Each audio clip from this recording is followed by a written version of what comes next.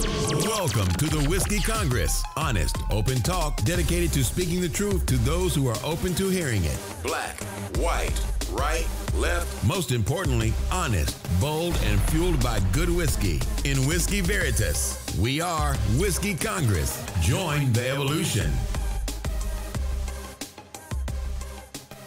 Welcome back to Whiskey Congress. Stephen is in the house. We have a new whiskey. It is Black Dog Black Reserve whiskey. It's an Indian version of Scotch-style whiskey, and I really like it. Now, you're a bit under the weather, so I don't know if you're... I'm not sure if I like it or not. I can't necessarily taste it. Let me adjust my mic here. Yeah, like I got a little bit of a head cold coming on. I think, with all the travel this week and being around kids and, parents and families yesterday, I caught something, so I can't taste it. I'm scoring an 89. It's a blended whiskey. It's got a pretty good body to it, and you can criticize my review when your taste buds are back online. You said you were traveling a lot. You were traveling back and forth to Detroit, Michigan for a charity event. Take it away. Yeah, no, it was it was a good meet. I did okay, not what I wanted to do. Last couple meets haven't been great for me in terms of what I wanted to do. Because it's the thing about powerlifting. I know yesterday you were just like, oh, you should be proud of what you're doing, but it's a sport where you're chasing yourself.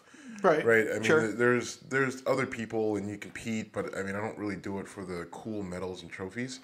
Well, you should, because you got one really cool trophy. I got a few. Actually, there were that a few one I remember was really cool. Right, but for me, it's a hobby. It's an endeavor. It's something that you set goals for myself, and then when you don't achieve them, they're disappointing. No matter what it looks like on the outside, to everyone else. I hear you. And you're a competitive guy with high standards, and you've hit levels that are fucking ridiculous in the past. Right. So it's just frustrating when you can't get to a certain level, especially when you've been there before. So, but it was good. And the big thing, it was for the Hope Kids through Relentless, and it's a charity that donates money to families of ailing kids, some with terminal diseases or some with lifelong diseases that allows parents to pay medical bills, which allows kids to play sports and go on vacations and experience things that they wouldn't necessarily be able to experience just because the family's resources get drained pretty quick when you've got kids with serious health conditions. So that's what it was for. I ended up raising about $2,600. Damn. What was your goal? My initial goal was $1,500. Okay. And then, I pushed it to $2,000 and then $2,500, and then at the last minute, I said, let's get 3,000. Because you keep going. But tell your people supporting you, we're good.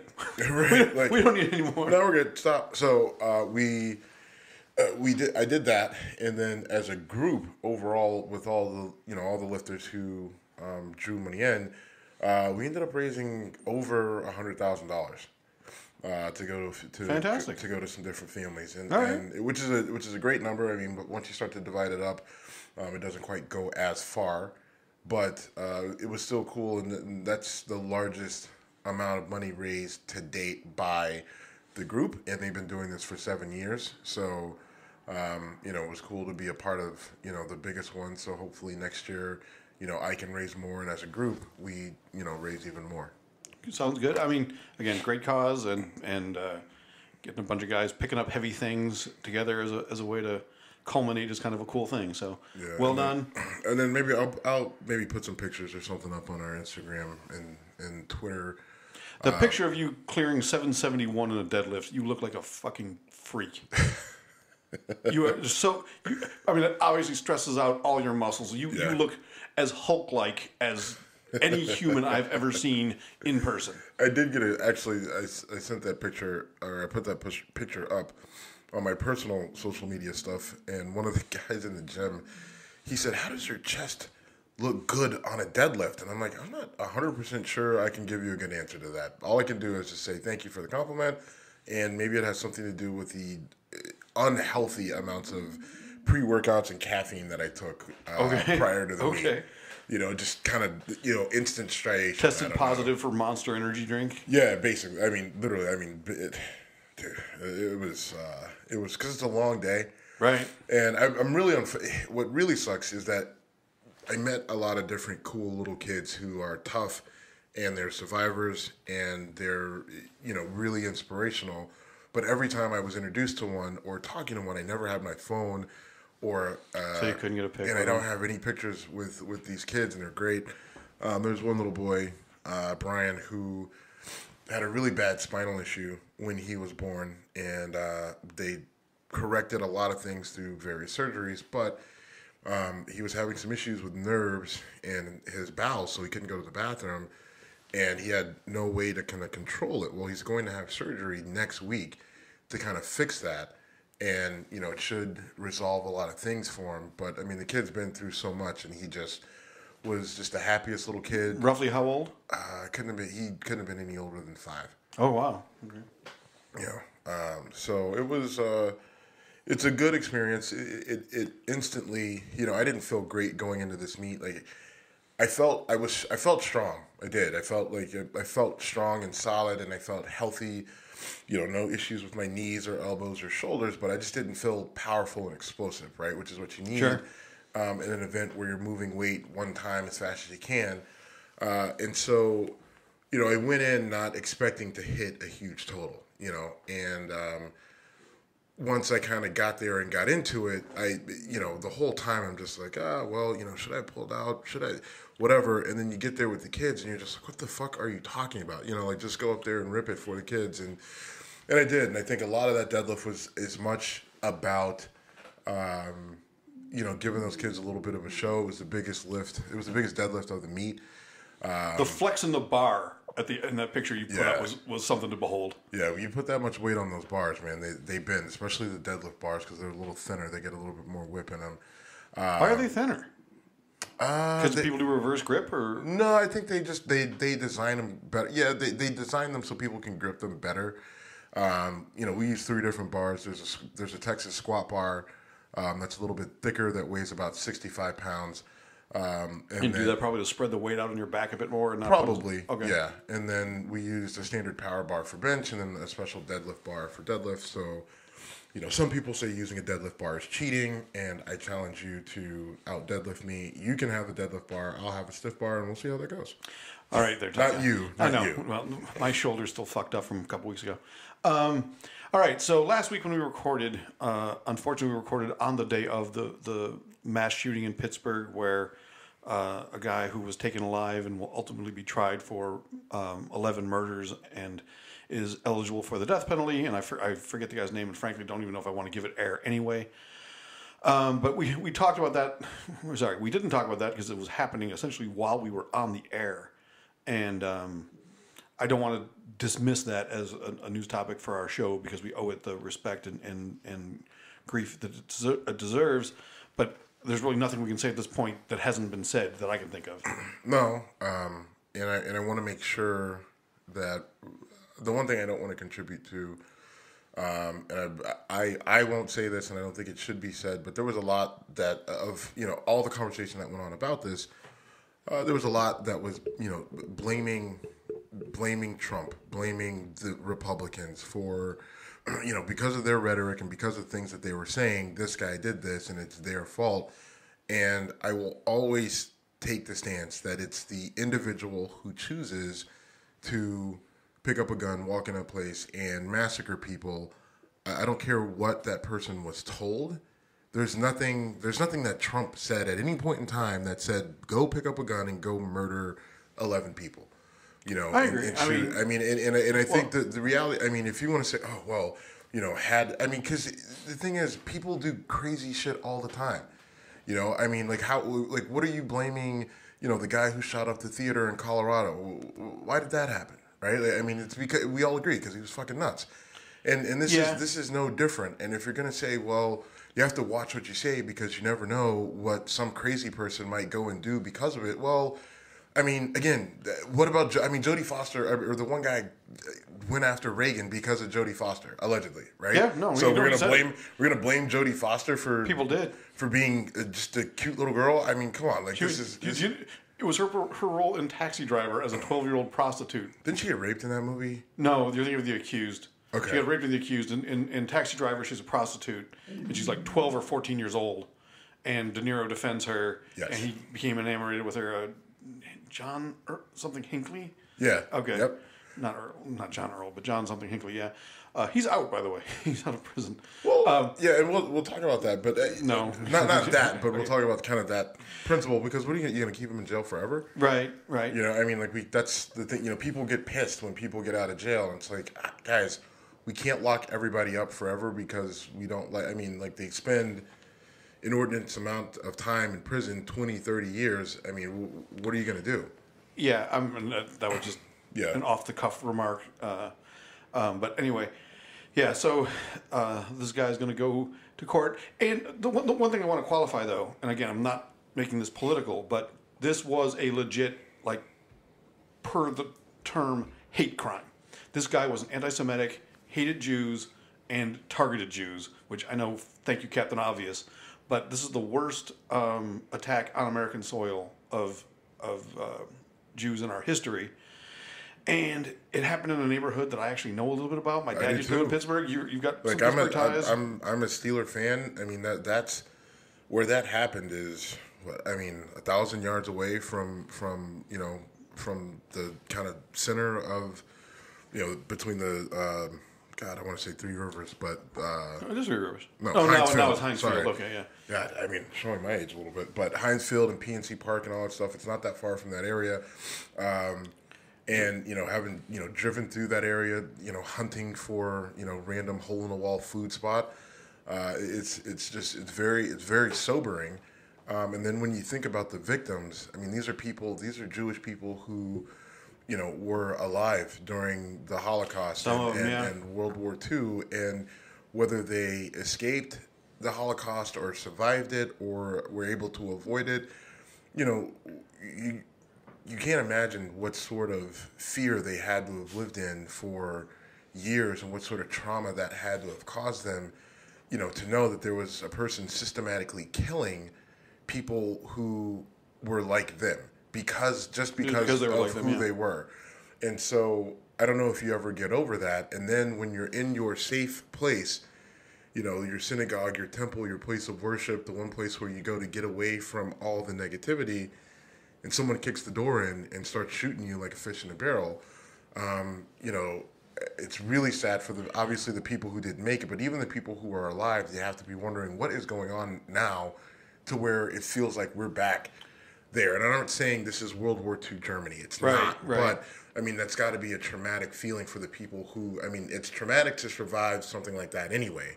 And when you take into account what some of their experiences are, it's even that much worse. One thing I want to call Trump out for, and people out for in general, is the notion that had there been an armed guard in the synagogue, that this could have been prevented, in my opinion, is ludicrous. One, we can't put armed guards in every fucking religious place or church. Second of all, he shot 4 cops. So we should also say, as much as we criticize bad police behavior, we still respect the profession.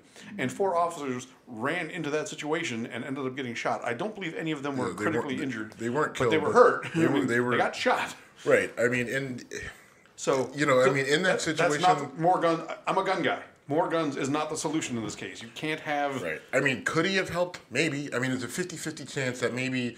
guy busts the door open and there's an armed guard right there and he's able to stop it. Maybe. Right? There's or more maybe he gets shot first. Right, and then right, exactly. Maybe the guy kicks the door open, looks to his left, sees the guy, puts a bullet in his head and continues on his way. Which I would consider the more likely of the two. All right. But so that's my one critique of Trump, is he actually came out and said, had there been an armed guard toting the NRA line. And I'm also not giving Trump a pass on the ads that he's run. They're political ads. I know we're talking a couple days away from the midterm election. I'm not going to say this. I voted Thursday. You voted? Good for you. I had to. Good. I was out of town. Right. And I was thinking about voting early just because I could, and then I thought, I kind of want to see what it's like at the polls on Tuesday. I think you get a really interesting vibe for the day at both events. I don't think you will, and you won't, especially here. Right, in Cleveland, Northeast Ohio, and especially in this neighborhood, I don't think that you'll really get a vibe. One, there's never going to... What was the vibe like early voting? Because I think you get a vibe there. It was... So early voting, you have to go to the Board of Elections in downtown Cleveland. and there were a lot of people voting. There were two parking lots. There were two parking lots for the Board of Elections, one directly behind the building and then one like across the street behind another building. And both parking lots were full. They had police there directing traffic, cones set up. It was basically one car in, one car out. It's kind of what slowed down my exit to Detroit because it took longer than I thought it would to vote. But there were a ton of people there. I mean, there was a line. Now, it didn't take me long. I think the whole process took me 20 minutes. Okay, that's great. But, the vibe was, it's downtown, and, a majority of the people voting were, mostly black, and it was a pretty good mix. But, people were openly, people weren't too open about it. There was one woman in particular. I shouldn't say people. There was one woman in particular who was just in her thing and just like, Sherrod Brown, whoever the Democrat was for judge, or the person that, seemed most, just right down the party line, which I thought was interesting. I kind of pulled my head back like, ma'am? She was saying that in the booth next to you? Yeah, in the booth. Well, as she's circling, who she's voting for Congress, what judge she's voting, she went all the way down the line. How many people were there out, like slinging flyers and doing other things to... At the Board of Elections, none. None? No. Okay. I'm not sure if that's. I don't know if they don't let people do that there because there was a police presence. So I'm not sure what the vibe is. I don't normally vote there. At least in 2012, I voted downtown in 2012, the presidential election, and as soon as I went down there, I was convinced Obama was going to beat Romney because the demographics voting downtown were 95-5 black, and I went, "This is a very good sign for Obama." But it's that's such a small view of it. It is, but you also have to look at where you are. Yes, where do a majority of the white people in the Cleveland area don't live in downtown Cleveland, and they don't live they don't live on the east side. They do live on the east side, but it's very Cleveland is very segregated. Yeah. So going to downtown or something like that. The reason I was so convinced is because of the number of people. It was because turnout was such a big deal. Okay. Maybe, but even if you go there, even if there were a few less people, it's still not a good way to really be able to gauge it. And it's not, it's nothing against you, but I think that's the problem where people get so caught up in polling and they get, it's such a small sample size. It doesn't really tell you you don't have enough data to actually make, and this isn't an attack on you and your observation, but in general, I hear these polls come out, and it's just we talked to you listen to the number of people polled, we talked to 500 people. Okay, there's 300 million people in the fucking United States. Right.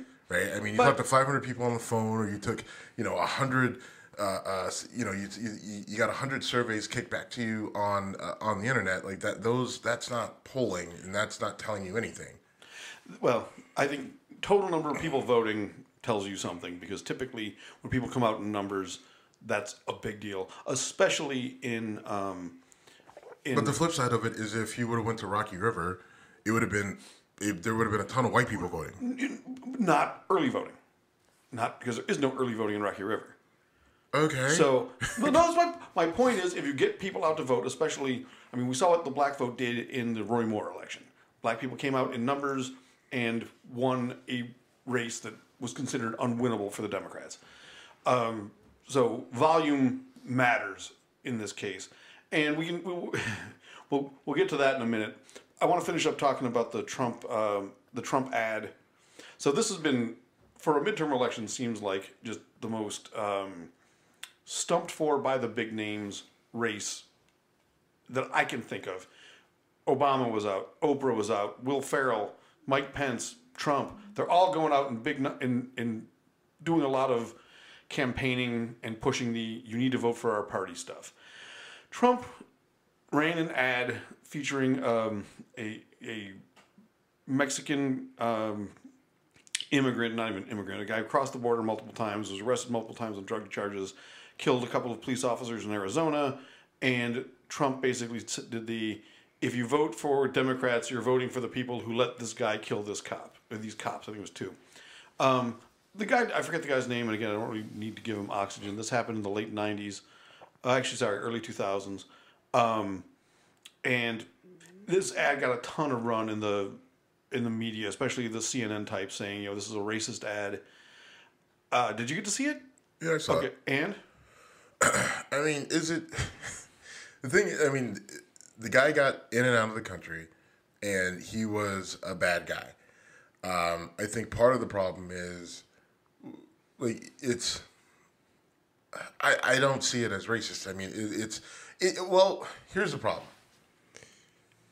It is because it's not though. It's not. He's using a specific example of saying here's a bad guy who's coming into our country and doing bad things. Therefore, because this type of person could be duplicated, then we need to secure our borders. My issue with the border, I may not fall in line with the party or with other people on this, or progressives or liberals or whatever you want to call it, because I tend to agree that we should probably secure our border.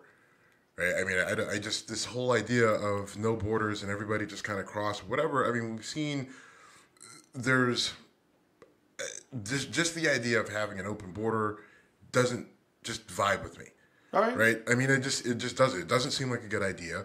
And a lot of what you have coming across are migrants looking for work. Right? That's a majority of what you have coming across the southern border. But we do also know that there is an influx of drugs that comes in. Now, my argument is, like they say, put up a wall. Okay, put up a wall if you want, right? I really don't give a shit one way or another. It's going to cost a lot of money. And listen, this government just blows money left and right. They spent $300,000 on cups, right, on mugs for fighter pilots. So, I mean, are we really that upset about the money that they spend? It doesn't fucking matter. So I just think if you want to put up a wall, put up a goddamn wall. Put it up. Let's see what it does. And all it's going to do is reduce the number of migrant workers that come across, right? But the drugs are still going to come in. You know why? Because what the fuck are you going to do about the ports of entry along the coast with all those shipping containers where you only check, 1% of them that come in, right? If there's one group of people that are innovative enough to get their product across the border, it's drug dealers. I mean, submarines, tunnels. Right. We've seen some of the craziest shit that Escobar did, and pick a famous drug dealer. I forget the name. But who was the guy who escaped twice? Like, El Chapo. There we go. Just the crazy shit that these people do. So you want to put a wall up, fine, put it up, and it'll slow them down for a little bit. But they're gonna find a way to get it in. Some of the shit comes in through Canada. You know what I mean? Like some of the shit is coming directly from fucking China. So maybe it slows it down some. Maybe there's a value there. Right? I mean, I know that you're skeptical of it, but I can't say that one way or another. I don't think it helps as much as people say it does. And if you look at the majority of people here that are here illegally, most of them are here on expired visas, so they came legal initially and then they just never left. So, that seems to be a bigger issue. But if you think that, spending $25 billion on a wall along the southern border is going to solve all your problems, then go ahead. I say let him do it. And then when they're still coming in and guys like this in his ad are still getting in, then you realize, like, okay, it has nothing to do with party. The Democrats didn't let that guy in. The Republicans weren't going to be able to keep him out. Right. I think the guy came in when Bush was in office. Bush, and he got arrested in Joe Arpaio's district. Right. And so, back. I mean, it's like if people want to. I mean, the country it's enormous, right? I mean, like you can't guard every inch and every foot of it, so people will find a way in one way or another. And I'm not saying don't do anything about it, but to position it as, well, the Democrats let him in because of their policy. Bullshit. The guy was going to find a way in one way or another. And he was doing it on drug business, and that led to the murders. Right. I mean, you should have either throw him in jail for an extended period of time, or I don't know. I won't say what I was initially thinking, but. All right, but a lot of this was played off the caravan is coming. I think the caravan is coming is one of the most blatant, fear-mongering, and I'm going to go ahead and use the word silly ways to inspire voters who hate dark people coming over the border that I've ever seen. Well, it goes both ways. This one definitely goes both ways because you're right. It is fear-mongering by Trump, right? He started it. It's like, just got word that there's a caravan of people coming from Honduras and they need to turn back. Okay, so totally get what you're saying, right? And then he jumps it up like, there's terrorists from ISIS in the group, Middle Easterners, and there's rapists and Middle Easterners, and they're all middle-aged, or they're all fighting aged men. And CNN spinning it. It's just mothers and babies. That's all that's there. How could you be so cruel, right? Like the truth's somewhere in the middle. Right? There's probably, it's just a bunch of people generally coming from a poor country.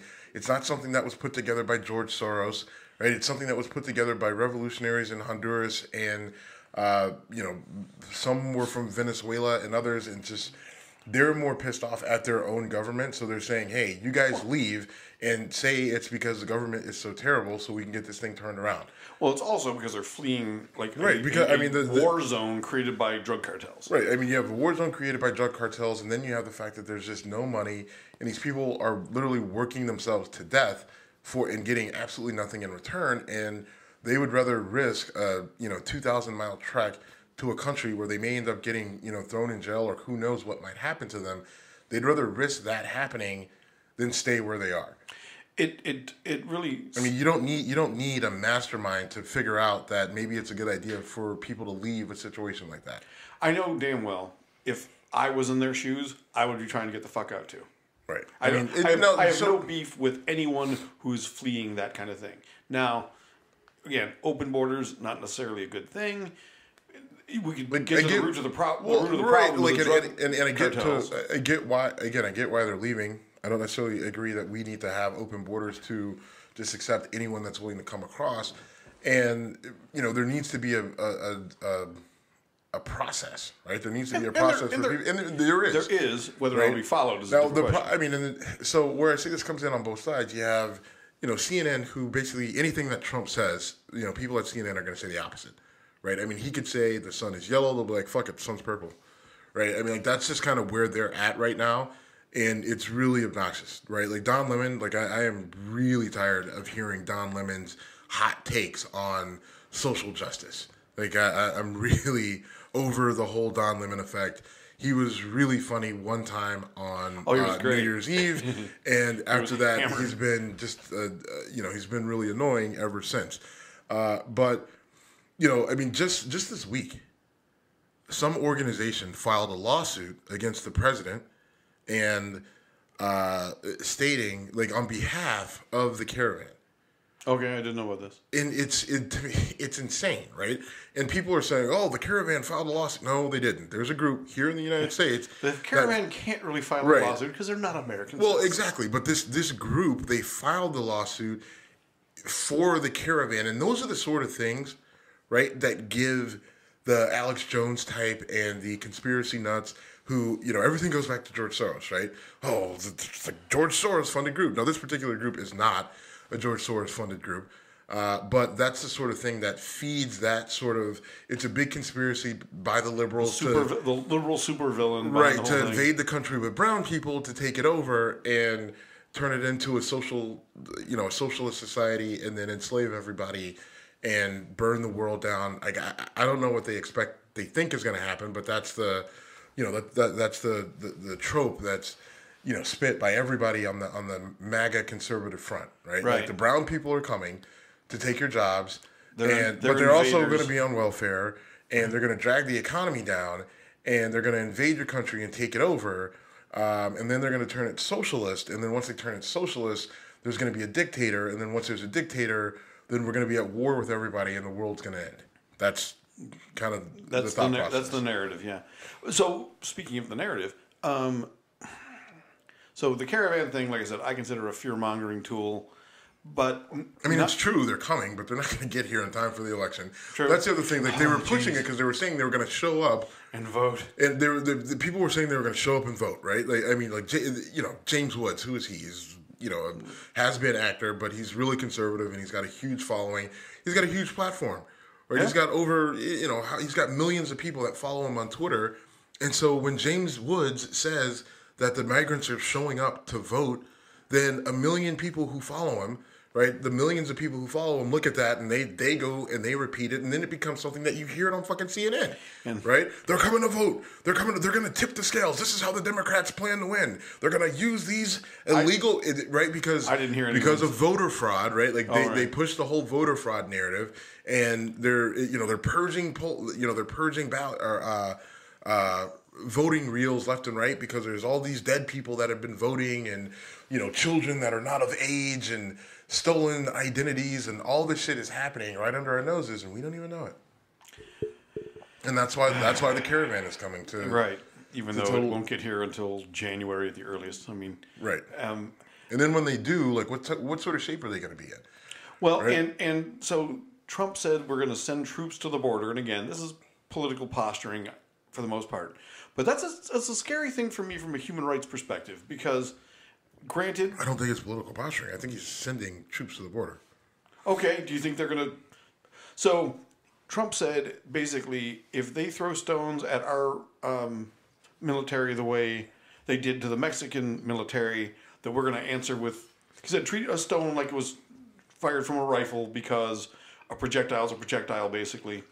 And I know that's not an exact quote, but that was the fundamentals of it. You know what's funny? Little pull it behind the curtain. Like, we talked about this before he said that. Yeah, we did. And I said my fear... What did I tell you my fear was? That someone would throw a rock and get shot. Right.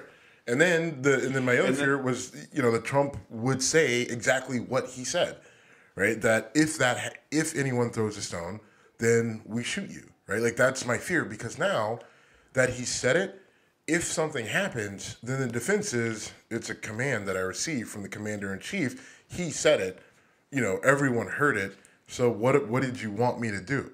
Right now, there's rules. Right. There's rules of engagement for soldiers, and I don't know enough to make a judgment call on whether they should fire or they shouldn't if there's a rock thrown at them, right? But I mean, it seems like there's gray area, but if that happens, whether we can explain it or justify it or whatever, if it happens, that's the worst possible situation that could happen, right? Whether it's one soldier or one soldier starts it and a bunch of them shoot and fire, that is the last thing that you want to happen, right? And I think it's terrifying that he's putting those soldiers in that position to where that could happen, right? Knowing what's coming, and then how do you stop it? I don't know. In the bigger picture, what does that do to us internationally, right? I mean, we will be accused of human rights violations by... Who? Here's the question. Okay. What impact did it have on Israel? Essentially none, but Israel's fighting out of a box all the time anyway. I mean, Israel has our support unconditionally, and that's about it. Okay. Right? But, I mean... And that's a bit of a different situation, because there is a history of terrorism between the Palestinians and the Israelis. There is no Honduran... There's never been a 16-year-old Honduran girl who ran into a mall in Austin, Texas, and blew herself up. So the Israelis, I mean, they're responding to a different situation than this caravan. Well, right? I mean, but according to Trump, there's terrorists in there. There could be.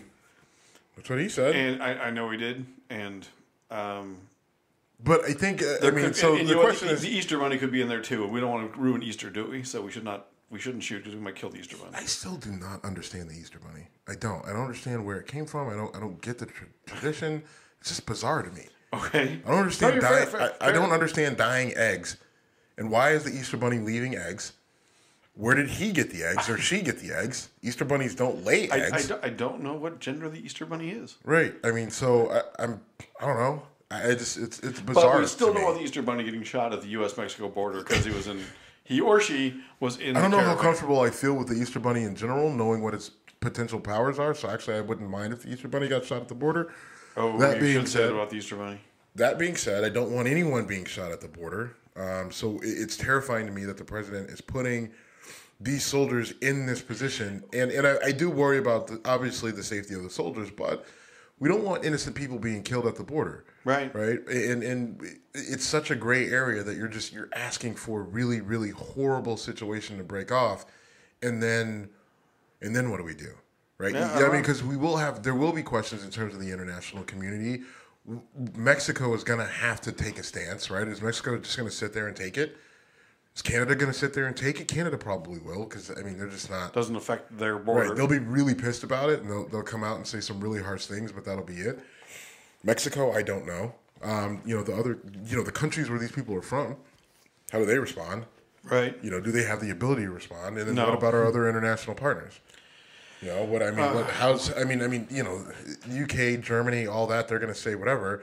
And their argument is like, listen, we have open borders. We're not thrilled about the situation that we have going on right now, but we haven't killed anybody trying to come into our country that's innocent, and you have. Right. And so I don't know how it plays. I don't have a good answer. I really don't. I mean, the best way for this to play out is for it not to happen. I don't know what will come of it. But what do we do about 2,000 or 3,000 people just saying, all right, well, we're coming there? So funnel them through the refugee system and handle that the way it is. I mean, I'm no expert in refugee immigration law, but they are fleeing from a situation that I don't even want to think about. I went to law school with a girl who actually, randomly, I think she's from Louisiana, moved down to Alabama, and became an immigration lawyer. All right.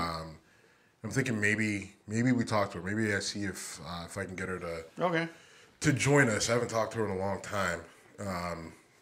But it may be worthwhile to talk to her and have her on, just to kind of get her vantage point. Sometime next week before the caravan gets here. I think we got a little bit of time. I actually knew an immigration lawyer from Buffalo, and I probably have her card somewhere. But geez, who knows where? Fuck you. All right, changing topics. Let's get a little bit more domestic. Because there's a couple reasons why I could be laughing. You are laughing because my place is not the most organized place ever. Yes, one of the main reasons. Are there other reasons? Well, in this day and age, who's really keeping business cards? Oh, I do. Right. All right. Anyway. So let's get more domestic. We've talked about Kanye West a bunch of times, and the whole Kanye West, Candace Owens, Tommy Lawrence situation to me is very entertaining, whether it should be or not. So Candace Owens is trying to start the Blexit movement, the exiting the Democratic Party. If you know Candace Owens, she's a former Democrat who's gone hardcore right wing. I'm not particularly a fan. And she gave Kanye credit for redesigning their logo. And Kanye basically said, enough, you're sending messages I don't want to send. He basically said that he gave her request to a friend of his who's a logo developer. That guy didn't want to be associated with the cause of Blexit. So he took, credit, blame, whatever you want to call it. And then when it got pushed onto him, he just said enough is enough. Now, I'm not a huge Kanye fan. I really can we steer away and let me ask you a question. How, from a musical perspective, do you consider Kanye to be that great? Yeah. Do you? I mean, his recent stuff has been garbage, but all right. His college dropout, late registration, those are hip hop classics, and he will forever hold a place in hip hop lore because of those albums. Period. All right. You don't get it. No, I don't, and that's fine. But I mean, you're not. It's not your. It's not my demographic. It's not my type of music. I'm fair. But he's done like some of the things that he's put together. The music that he's composed, and he's when he's on his game, he's the best. Okay. He's been off his game for a while, but he loves to experiment and do wild and crazy shit with his music. So as a fan, you have to sit through a couple really, shitty albums of weird stuff going on where you feel like maybe it'd be better if you were on mushrooms, to figure out what what you're listening to. That being said, this situation with him and Trump and MAGA and Candace Owens, he's a guy who's trying to figure some things out. And he's been trying to figure things out for a while. His mom died, and it really left him in a bad place. And losing a parent impacts people differently. And when you have the meteoric rise that he had, you need someone to kind of hold you to kind of keep you sane, Sure. right? And that was his mom, and then she left, and then and this sounds, kind of crazy, but then all he had was Jay-Z, Beyonce, and Kim Kardashian. Okay. Right, and then by the time he became famous, Jay-Z was already a superstar, right, and already married to Beyonce, and Beyonce was a superstar, megastar. Like, and those two combined are megastars, so they live in a different stratosphere, right? And so when his mom dies, that's all that he has. And while he's constantly searching for a father figure, like especially once his mom was gone, so.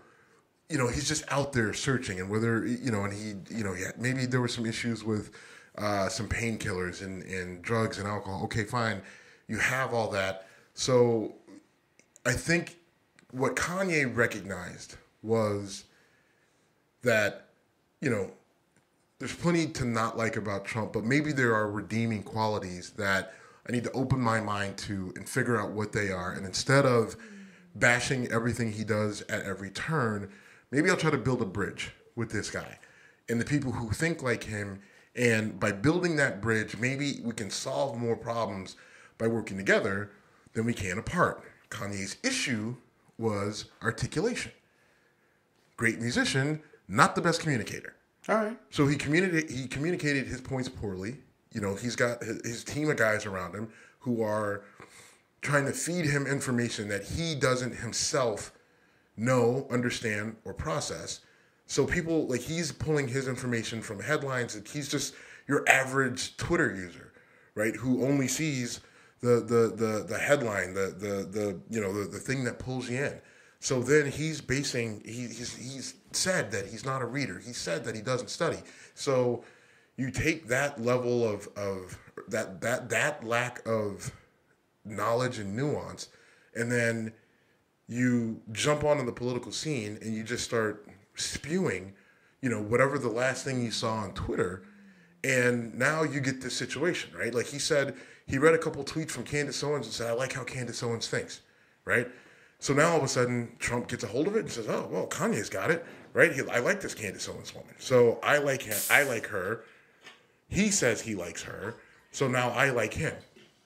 So now Trump has embraced him. So Kanye flips around and says, all right, well, I'm going to go embrace Trump in this whole thing, and I'm going to build a bridge of unity, and it's going to be great. Right? And it kind of works out for him. There's some backlash, and he reaches out, and he's like, I'm trying to build bonds, I'm trying to do the whole thing. Right? And then he gets used in a situation that he doesn't like. It's impacting his shoe sales and things like that, so it's impacting his money. And so now he's just like, all right, you know what? Fuck it. Screw everybody. I'm just going to step back. And that's where he's at with this. Is he a villain to black people? If you look on social media, a lot will say yes. A lot of my friends in the comedy scene are just...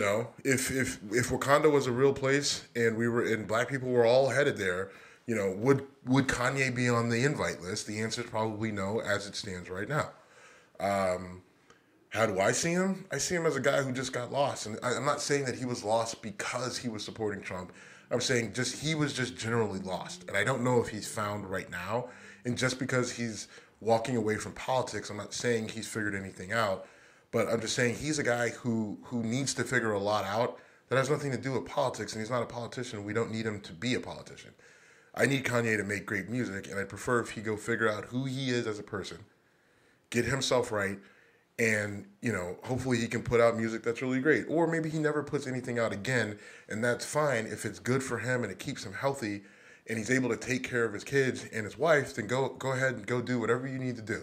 And I'll just listen to Late Registration and College Dropout and, all those great tracks and still be just as happy. That's how I feel about Kanye West. All right. Again, first of all, I have no problem with, I always say if you're Kanye West or Tim Robbins or Alec Baldwin, and you want to use your platform for political reasons, you got a platform, feel free to use it. So I have no problem with him doing his thing. When he, marched into TMZ and was accused of going nuts, if you watch the long form version of that, he actually was trying to be reasonable. It just things don't go well when Kanye West marches into TMZ. I just think the guy is not a great communicator one-on-one. Like when he married Kim Kardashian, right? I mean, as crazy as that whole situation is, and yes, she's famous for nothing, and blah blah blah. But when he married her, like even if you watch the show Keeping Up with the Kardashians, he's not in the show a lot, and when he is, he tries to stay out of the cameras, right? He's a relatively shy.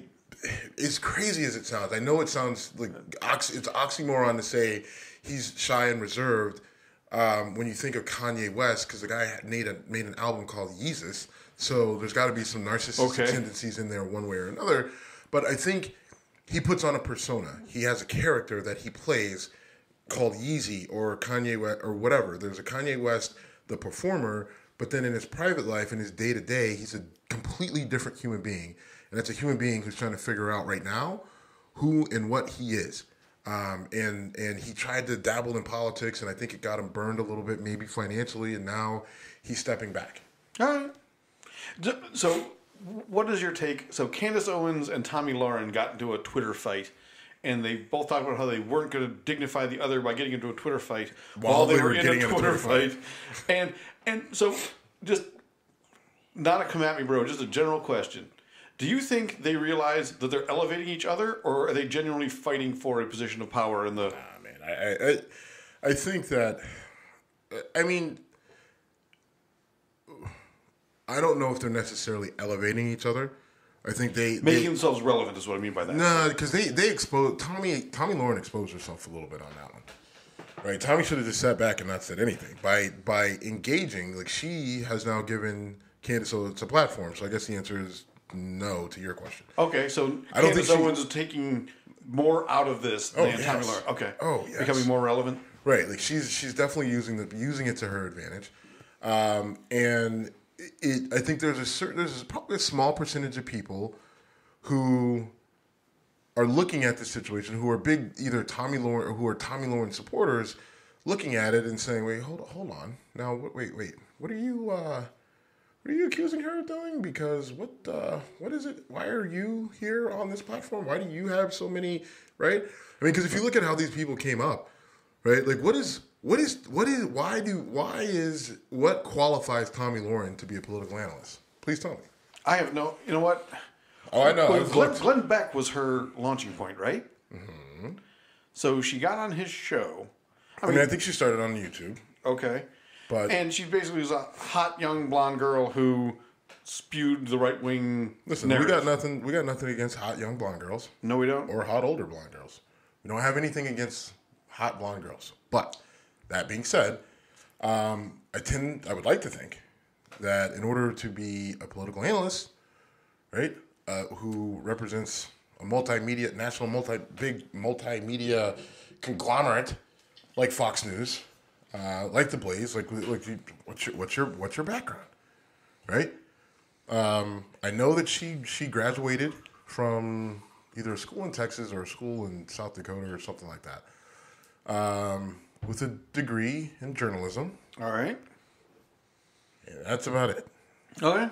And Candace Owens she graduated from high school in Connecticut, and then she went to the University of Rhode Island, and then she studied journalism but didn't graduate, and so she went to YouTube, said, "I'm black, I used to be a Democrat, now I'm a conservative, and follow me." Right? And people have. Now, she's also a very attractive black girl. Yes, she is. And, attractive women have always been a magnet for a certain level of attention. So Sarah Palin was a vice presidential nominee 99% based on her appearance. Now, and I would argue with Republicans who were like, "Oh, I'd vote for her because she's hot." I don't care if she's hot. She's not a vice presidential qualified person. My issue isn't with the gender. I actually don't really give a shit because I get asked this question about a number of male. Mm-hmm. Dan Quayle was Bush's vice president because he was a good-looking guy, and I was in college in those days, and I remember a girl saying, "I just like him because he's so attractive." I'm like, he's a dope. Hair, he's a dope. But the issue is just what experience do either of them really have to draw on, right? To kind of command the attention and authority that they do. Now, part of that is good job by them in leveraging whatever they had in order to get to where they are. So I can't knock it, right? Because the same question could be asked of you and I. Sure. Right? Now, I'm not here for my looks. Right, neither am I. Well, it depends on. I mean, if you're looking at my most recent picture, then looking at the deadlift, right? If you're in the muscles, hey, you know. But I did study politics, and I did study political science in college, and went to law school. Became a lawyer, and have experience in the criminal justice system, and experience in the private sector, and real estate development and housing development, and now and there's a lot of politics that come into play in that in terms of I mean, I've had mostly local, but right. I mean, local and state and various states. So I guess where I was going to say we don't have those qualifications either. I guess I can say that I can. I do to a certain degree, but all that to say is I think there were a few people who looked at Tomi Lahren at that moment when she goes on the passive-aggressive attack of Candace Owens and says, no, hold on, right? We're all in this together, and you're attacking her. What do you bring to the table? And when you start to break it down, there's not a lot there, right? And there's some people who saw that, and I think they both expose themselves a little bit, but it's done more for Candace than it's done for Tomi. And Tomi is even she's starting to see her star fade a little bit. I know that there was... there's a pretty big, I can't remember if it was Politicon or one of the other big political conferences where you get a lot of multimedia giants in there, and Tomi Lahren's room that they had where she was the guest speaker was empty the whole time. Because there was a reporter there from The Root, or a contributor from The Root who spent a lot of time there to see if, when he got there were no crowds, and then so he stayed for a while to figure out if the crowds were coming. And he was there, he left, he came back, he stayed and more, and they never came. So she's not quite commanding the same audience that she was. The conversation you just brought up, though, about what are their qualifications? What are Alex Jones's qualifications? He is neither female nor attractive, and yet he said the right thing. He's a man's man. He is that. He's a man's man. So they say. He's got his own supplement line. Don't make me do it. No, don't make me do it. I don't feel well. Do me a favor. Oh, fair. Okay, for you, I'll do that. I won't grant this favor always, but this. Well, yeah, but that's what I was saying. There's plenty of males you can go down. Rush Limbaugh is a right. I think he's a what about college dropout? Right. What about Wilco? Oh, what are his qualifications? Wilco, right? I mean, yeah. He went to college in Florida. Was on the radio on his college station, and then has transformed himself into a conservative commentator. And I won't knock the hustle. It's good work if you can get it. But at some point in time, you have to start to look at who are you looking at, who are you taking your information from, right? And what level of value are you putting into it?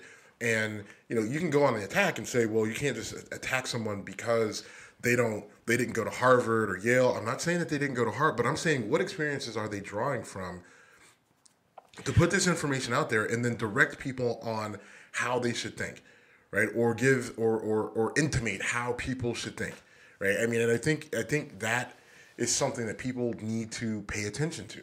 Sure. Right? What are your sources of information, and how much credibility are you giving it, and why are you giving it so much credibility? That's an across the board thing. I love Keith Olbermann as a sports commentator.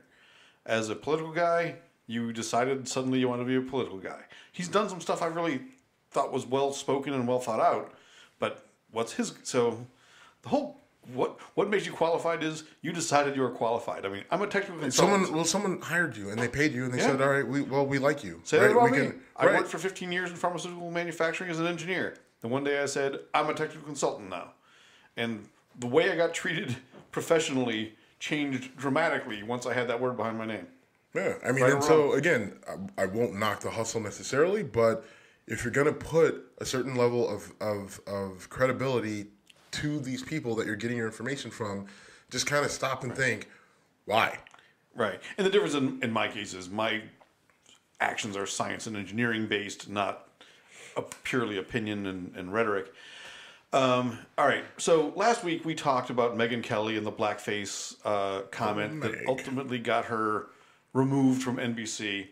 My girl's still walking away with $65 million. Now talk about that's good work if you can get it. Yeah. If you can fire me and give me $65 million. It's not as bad as Sam Bradford in the NFL.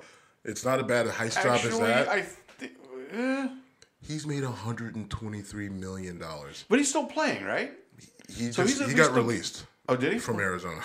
I've been paying attention to sport. When did that happen? Like 2 weeks ago? No, he got released like this week. Okay. Dude's made 123 million. 123,000 is a big drop off. And I think he's in that time he's played in, I think, less than 50 games or something like that. It's crazy. Or maybe less than 100 games. Good for him. Either way. All right. Back to Megyn Kelly. So she got let go from NBC, I would argue, because she really wasn't working out there. She made the jump from Fox. It didn't work out well. They tried her in a couple different roles. And she made the comment about it used to be okay to dress in blackface. Why is it not? Which is silly. We've talked about that enough. But well, that's not what she said. What'd she say? She said she didn't understand the big deal about. Right. Okay. She didn't say you used to be able to do this, now you can't. Okay. She just said she's just saying I don't see the big deal. The person was dressing up as a character and not being disrespectful and, truly appropriating the culture. I got some shit on DMs from what I said last week where I said context matters. Right. And it does. And I think we have to just listen, do I think she should have been fired? No. But I also don't think she was fired because of this comment. I think this was the last thing. Excuse. This was the pretty bow that they were able to wrap it up and put it on and boot her and say, all right, let's figure it out. Right? Because NBC caught a lot of flack when they did that because there was a really talented black girl at NBC who had a show in that time slot that was popular, that had much better ratings than Megyn Kelly has ever been able to get. And not only did they lose that viewership, but they lost that talent. She said, fuck NBC, and left. And now they're stuck with Megyn Kelly, her big-ass contract, and no viewership, relatively speaking, especially to what they had to a person who they were paying a hell of a lot less. And then she goes and she makes a stupid comment. Now, was the comment that big of a deal? No. Right? I mean, I think context does matter. And I think that if people want to dress up as characters, like Al Roker dressed up as Doc Brown. And the right went nuts and said, how is this okay? How is this okay? Let me answer that, please. Okay. He didn't try to hide his race. He dressed up as a character. If he would have put on whiteface, I would have given exactly 0 fucks. There is a different standard, right? Because there were never black people doing minstrel shows. Yes. Or white minstrel shows. There was the reverse, so there is a different standard there. And I accept that. During the Jim Crow era, it was used as a way to denigrate and dehumanize black people. Right. Right? And it was a way to say, listen, you don't want those jigaboos running around you because this is how they act. And we can't educate them. They can't work. They can't do this. They can't do that. It was another tool in the box of weaponry that was used against black people on a systematic, wide-scale, large basis. And so you take that and you fast forward and say, oh, well, we don't have Jim Crow laws anymore. We're past segregation. Everything's fine. Everything's back on the table. No, it's not, right? I mean, you have to be careful, but there's context, and it's not black and white. There's not clear lines. There's a lot of gray area. And if I got a little girl who wants to dress up as Diana Ross, or a grown woman, or whoever it was, a person that wants to dress up as Diana Ross, and that person happens to be white, sorry, and that person happens to be white, as long as they're not, showing being disrespectful to Diana Ross as a person or as a black person, then I don't really give a shit. Right? But if that person is then going to a party, getting blacked out drunk and saying, look at me, I'm that nigger bitch Diana Ross, and I'm coming to take your man, and blah, blah, blah, blah, blah, then yes, we've got a problem. That's a line. Right? So we can't police this. So should Megyn Kelly have been fired?